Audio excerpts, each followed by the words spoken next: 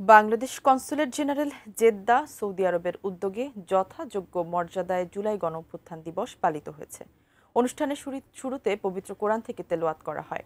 এ সময় গণঅভ্যুত্থানে আত্মোৎসর্গকারী শহীদদের স্মরণে ১ মিনিট নীরবতা পালন করেন অতিথিরা।